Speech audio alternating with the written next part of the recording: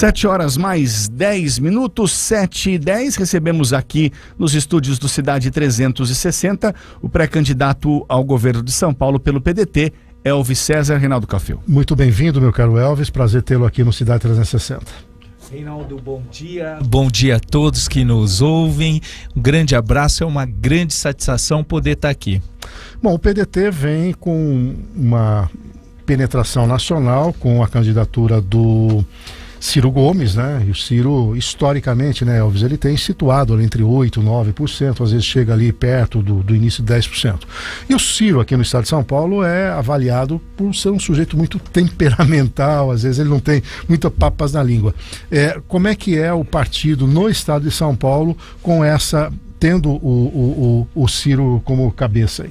Café, eu gostaria de ressaltar aqui a satisfação de estar aqui.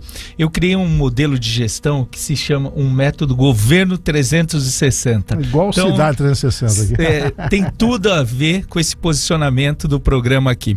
Agora, voltando a falar do Ciro, o Ciro tem 10% dos votos de São Paulo. O Ciro é um homem testado com mais de 40 anos de gestão pública e tem um nome limpo. O Ciro é um homem que foi o melhor governador do Brasil e tem um case de educação que a melhor educação do Brasil é desenvolvida no Ceará e toda essa política pública de eficiência se deu com ele.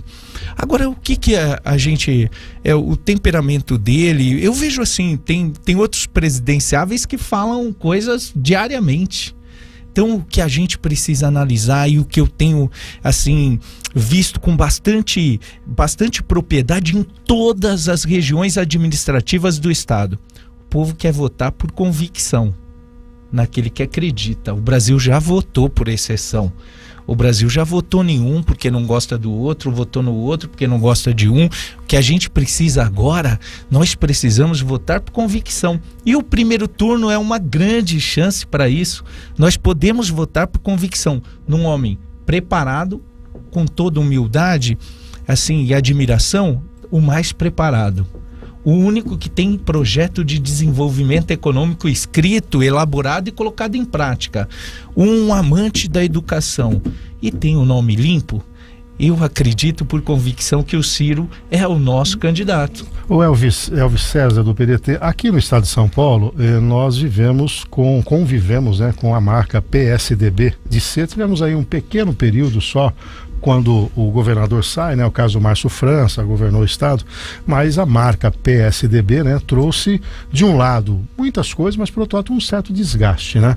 Na condução da pandemia, notadamente aqui em Bauru, e eu sou presidente da Associação Comercial de Bauru, nós sofremos muito, porque a gente queria de alguma maneira conseguir mostrar para o governador que o que acontecia na pandemia em São Paulo não era a realidade no interior. E aqui muitos empregos, etc. O Borgo também que está conosco, nós fizemos um movimento HC já, que é para abrir o hospital de clínicas, não tinha retaguarda, né, Borgo, de leitos, etc. Então é óbvio, né, que o Dória acabou se desgastando. O que traz o Elvis César de novo do ponto de vista de uma gestão, principalmente para nós do interior? Os resultados do último governo do PSDB, do João Dória, foram pífios. Em primeiro lugar, porque iniciou um governo pensando já na presidência. E o atual governador, da mesma forma, iniciou pensando na eleição. Então, quando você administra sem uma ordem de prioridade, pensando só em resultado eleitoreiro, você vai ter problemas nesse sentido. E perde o foco. Foi o que aconteceu aqui. A visão estratégica do Plano São Paulo, ela se dava nas regiões administrativas de São Paulo de forma diferente. E você aqui não tinha as mesmas características da minha região metropolitana de São Paulo, da região metropolitana de Campinas, quiçá Ribeirão Preto ou Piracicaba. O que a gente precisava ter é um diagnóstico mais próximo da realidade de cada hospital para assim demandar a respeito. Mas eu peço vênia aqui, eu peço licença para você, para falar que o maior problema não foi esse. O maior problema foi, vereador Eduardo, que a energia que foi utilizada para fechar não foi 10% utilizada para abrir.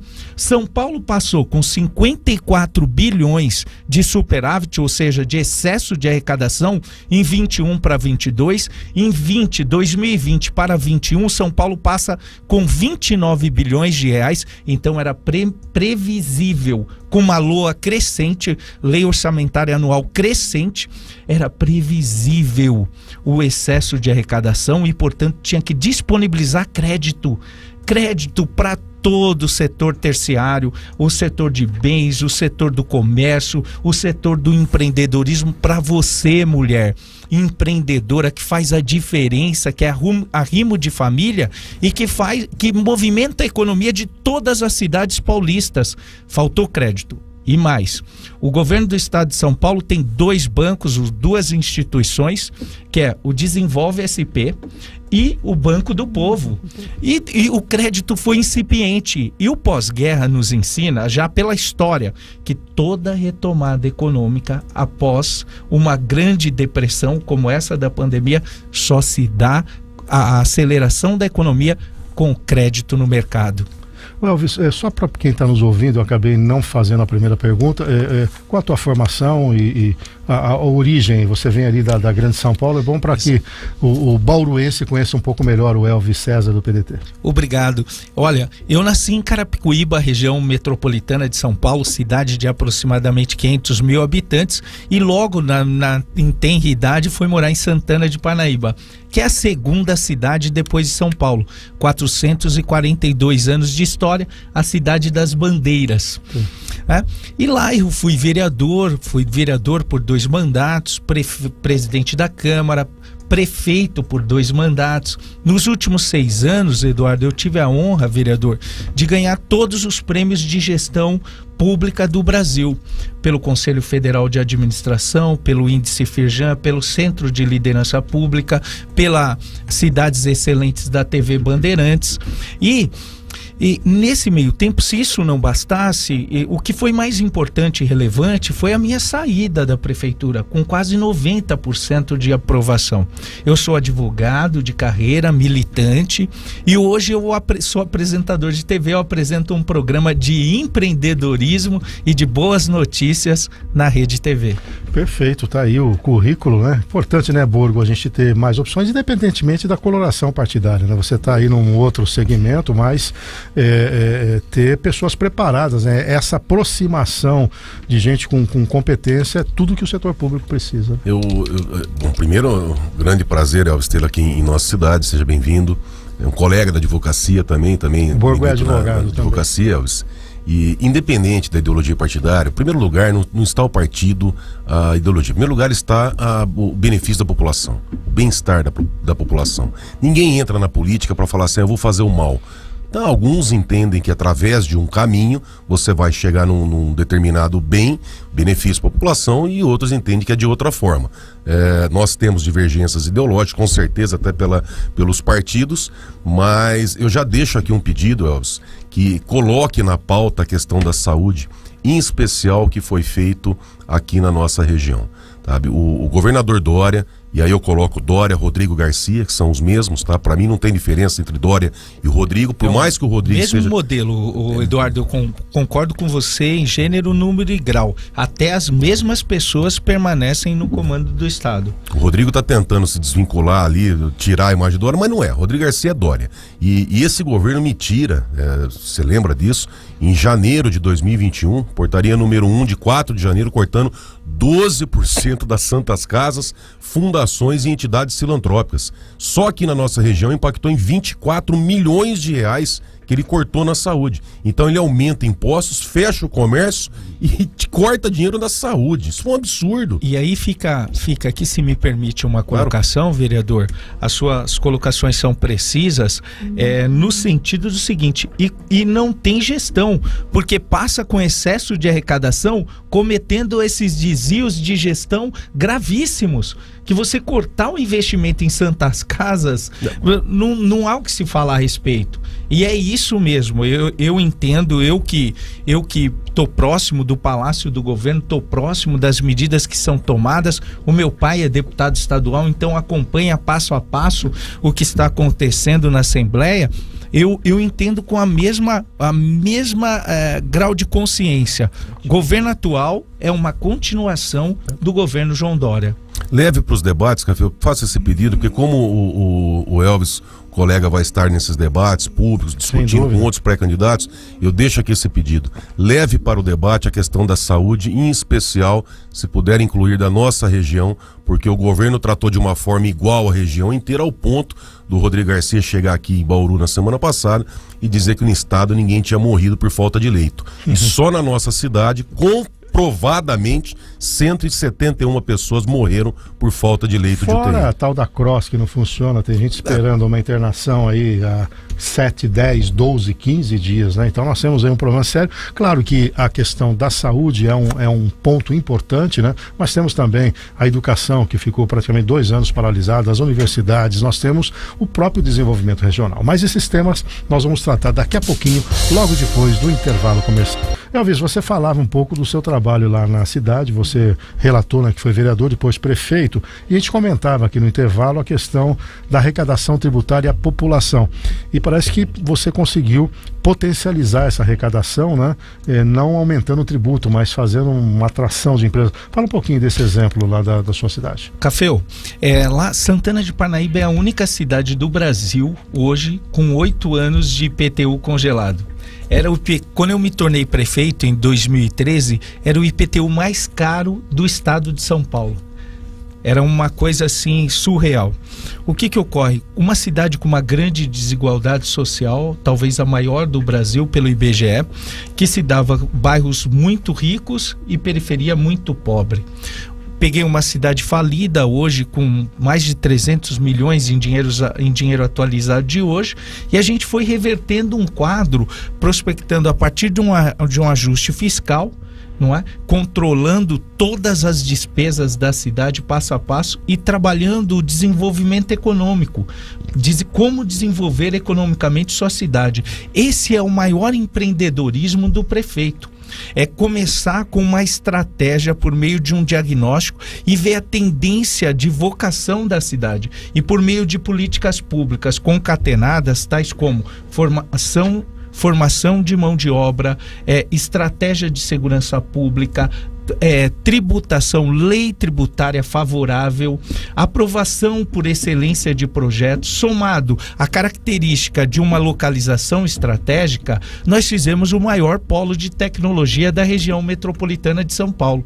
E fomos substituindo a indústria que ia se desindustrializando para a indústria tecnológica. Temos vários segmentos econômicos, alimentício, metalúrgico, tecnológico, vários segmentos econômicos, mas o mais forte disso é as políticas públicas que a gestão faz para dar condição de um empresário exercer sua atividade e multiplicar.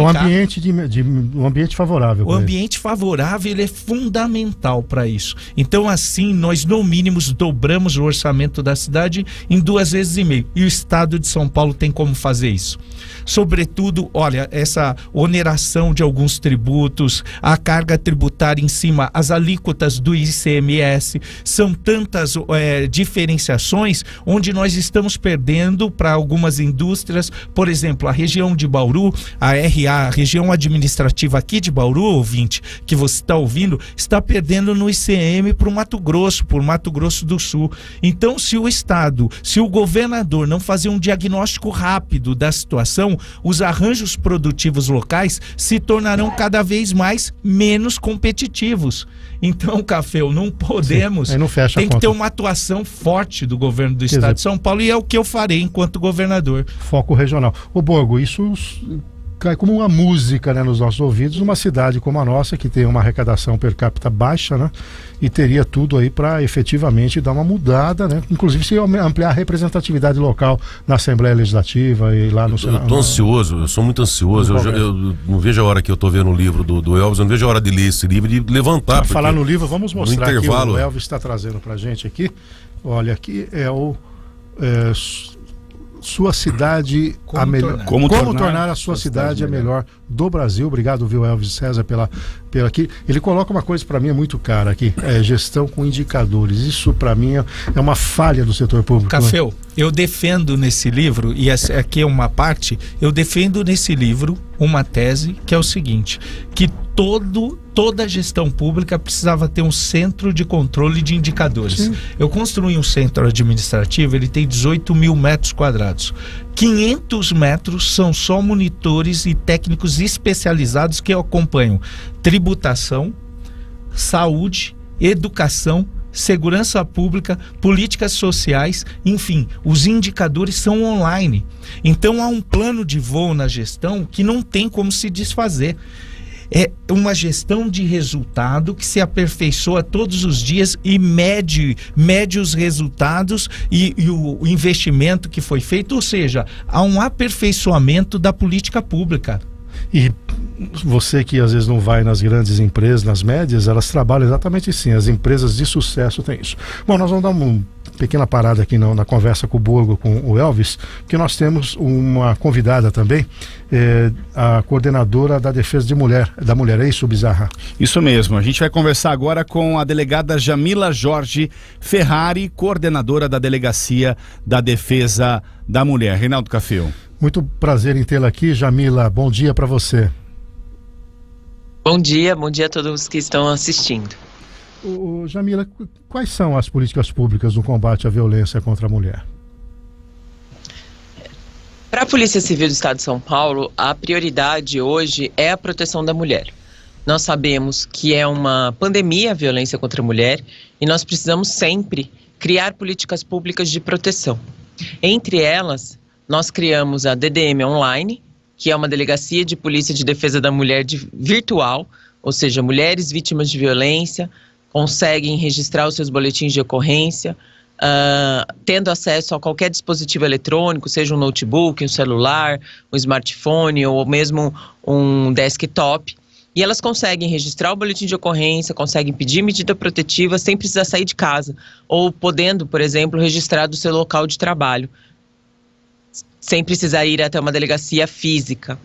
Nós temos também o SOS Mulher, que é um aplicativo da Polícia Militar que ajuda mulheres com medidas protetivas, monitorando esses agressores e verificando se eles estão tentando, burlar essa medida protetiva. Então basta a mulher cadastrar a medida protetiva no celular, é como se fosse um botão do pânico, ela aperta qualquer botão e a viatura que estiver mais próxima dela é acionada. E principalmente hoje, nós criamos em cada um dos plantões do estado de São Paulo, nós temos mais de 150 plantões policiais no estado de São Paulo, nós criamos uma sala de atendimento a essas mulheres vítimas de violência, que não entram no fluxo normal de uma delegacia, elas são encaminhadas para essa sala, que foi desenvolvida especialmente para esse atendimento, e são atendidas via aplicativo Teams, por delegadas de polícia, por policiais femininas, que fazem todo o atendimento, registram boletim de ocorrência, podem também pedir medida protetiva de forma acolhedora e humanizada, sem essa mulher entrar, vamos dizer assim, na fila comum de uma delegacia de polícia.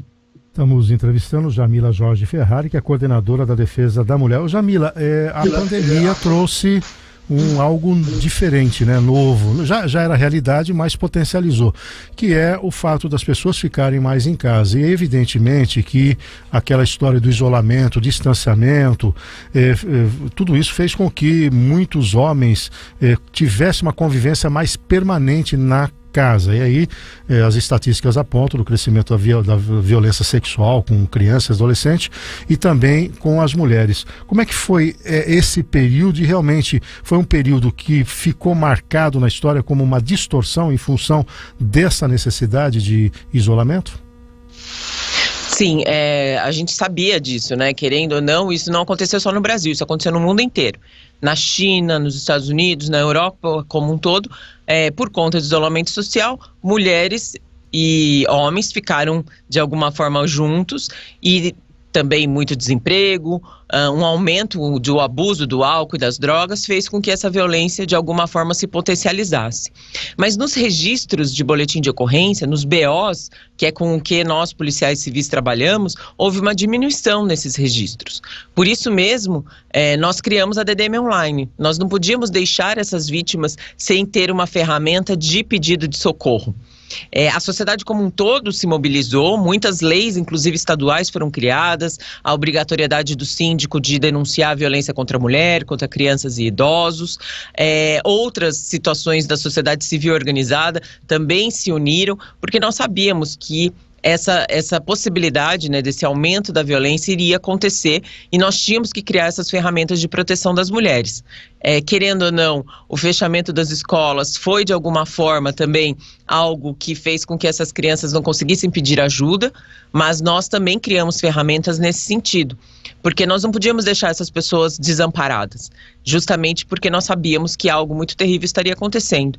Por isso mesmo, essa aceleração, por assim dizer, da criação de políticas públicas de proteção às mulheres, às crianças, às idosas, às mulheres com deficiência e a todas as pessoas vulneráveis. Jamila, para a gente finalizar, você tem alguma observação importante para fazer? Acho muito importante a gente sempre deixar claro para todas as mulheres que a culpa nunca é delas, né? Quem agride, quem xinga, quem violenta de alguma forma essa mulher que é o culpado. E por isso mesmo elas não têm que ter medo, elas não têm que ter vergonha de pedir ajuda. Sempre contem com a Polícia Civil. Nós teremos um plantão policial aberto para protegê-la, nós teremos uma DDM para protegê-la, porque com certeza ao procurar ajuda, essa mulher vai verificar e vai perceber que existe saída e que ela merece uma vida sem violência. Muito bem, falamos com a Jamila Jorge Ferrari, que é coordenadora de defesa da mulher. Um bom dia para você, obrigado pela sua participação aqui no Cidade 360. Obrigada a vocês, um ótimo dia. 7h39, estamos aqui com Elvis César, do PDT, pré-candidato ao governo do estado de São Paulo, e Eduardo Bogo, vereador em Bauru. Elvis, esse tema da mulher, de política pública para a mulher, é muito caro para a sociedade. Houve muitos avanços, mas nós temos ainda não só a violência, a discriminação, a falta de oportunidades no mercado de trabalho. Qual é o projeto do Elvis César para as mulheres, uma vez eleito governador do estado de São Paulo? Eu quero pegar um gancho, não é um debate aqui, é claro, a delegada que nos falou que é responsável pelas políticas públicas das mulheres no estado de São Paulo, mas de forma virtual é um crescimento, é uma coisa muito boa, é um avanço, mas não funciona. Proteção para as mulheres de forma virtual não funciona, é só uma formalidade. Você acredita que não há denúncia? Não, pode haver a denúncia, mas a periferia, a região metropolitana de São Paulo, a região administrativa de Bauru, tem um distanciamento da sensação de segurança, da imposição de segurança contra o infrator. O que a gente precisa tratar são três vertentes muito claras, e isso já fiz e farei como governador. Quais sejam? Primeiro lugar, nós precisamos tirar, com a pandemia, o crescimento da miséria no estado foi uma coisa extraordinária, e cada vez mais a dependência no vínculo matrimonial do homem. E isso, sem oportunidade para a mulher, essa escravidão psicológica e física não vai acabar. Então nós temos que entrar com uma frente de trabalho no estado de São Paulo imediata, e eu farei isso nos primeiros dias para resgatar essa mulher, requalificá-la e reinseri-la, aumentar a autoestima da mulher e reinseri-la no mercado de trabalho. Outro ponto bastante relevante é a ausência de crédito para você, mulher empreendedora. O empreendedorismo, ele liberta. São duas coisas que libertam: a palavra de Deus e o empreendedorismo. E isso precisa. Eu escrevi um artigo com esse título faz mais ou menos um mês. O empreendedorismo liberta. Liberta. Então nós precisamos dar condição para as mulheres que têm habilidades assim fantásticas de empreender e terem a sua economia. Eu estava 2 semanas atrás no Grajaú, e lá no Grajaú uma população tremenda, comunidade, enfim, e vi uma boleira desenvolvendo e fazendo o bolo sem nenhuma linha de crédito, mas atendendo uma região gigante da cidade.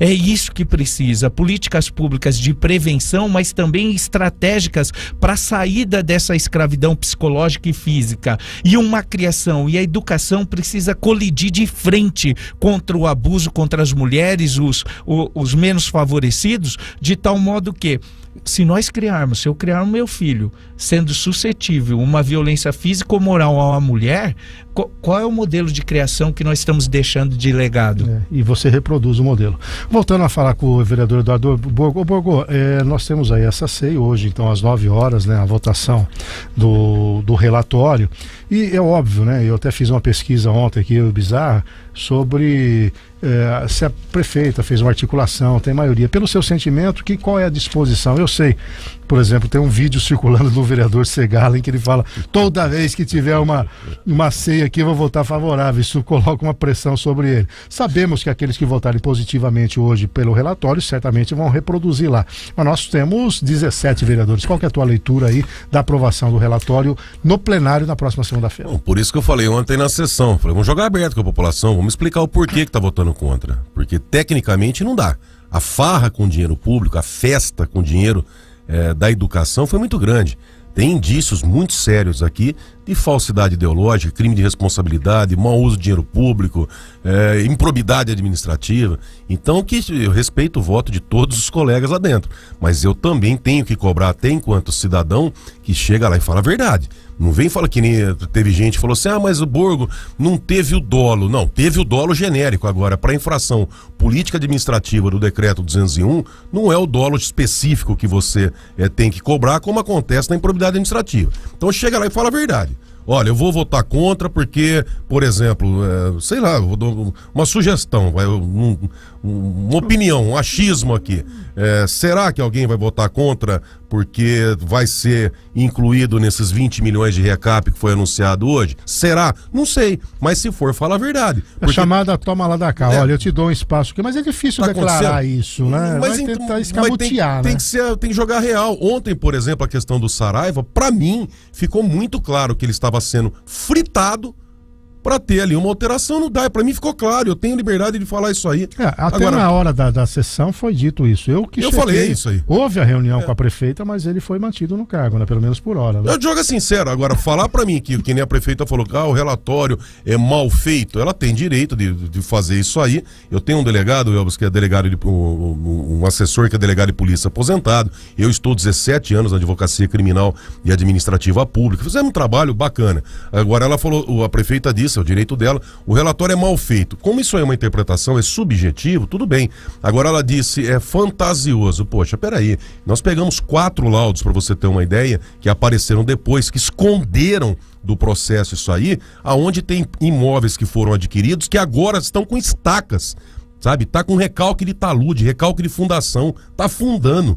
Vigas que tá com problema de cair o imóvel. E foram gastos ali milhões de reais numa brincadeira, numa bagunça. Então chega para a população e fala assim: eu vou votar contra, porque eu entendo que ela não negligenciou o artigo 4º do decreto 201, é muito claro, aonde fala no inciso 8º, negligência. Negligência é modalidade de culpa. Será que não teve ao menos culpa com essa farra com o dinheiro público? Então joga aberto com a população.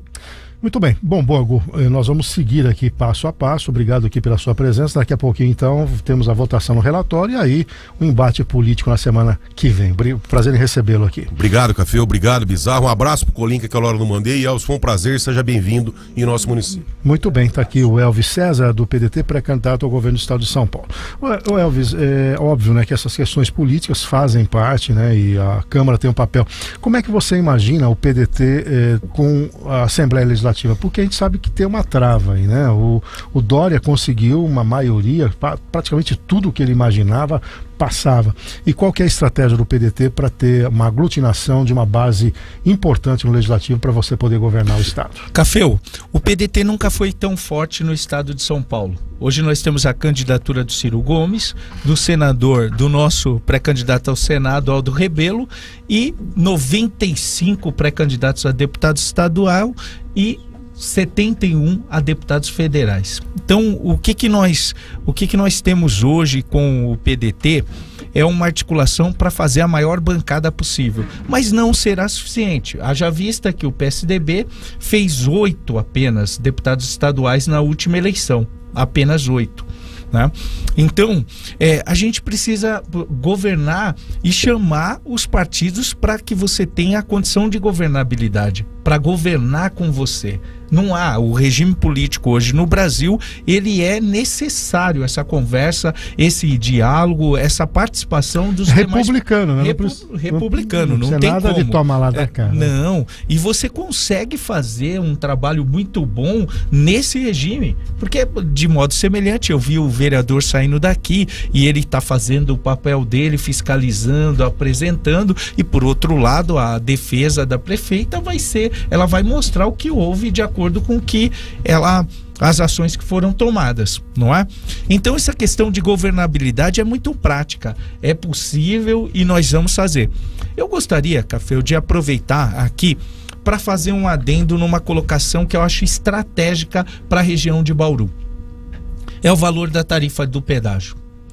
É impraticável no estado de São Paulo o valor da tarifa do pedágio nos valores que tem sido cobrado da população, da indústria agro, do escoamento de mercadorias, da safra, enfim, de tudo. Aqui temos um Porto Seco que é responsável por uma relevante parcela da produção e tudo passa pelas estradas aqui. Marechal Rondon, Castelo Branco, enfim, todas essas estradas, e tem uma tarifa de pedágio muito alta. E o que eu farei enquanto governador? Primeiro dia é um decreto de auditoria. Eu quero verificar o custo, o equilíbrio econômico financeiro de cada contrato, de cada praça, de cada concessão. E mais do que isso, você como economista e presidente da Associação Comercial aqui de Bauru, que é uma região administrativa estratégica com 1 milhão de pessoas, você sabe o seguinte, que se nós desonerarmos o sistema produtivo, a economia avança.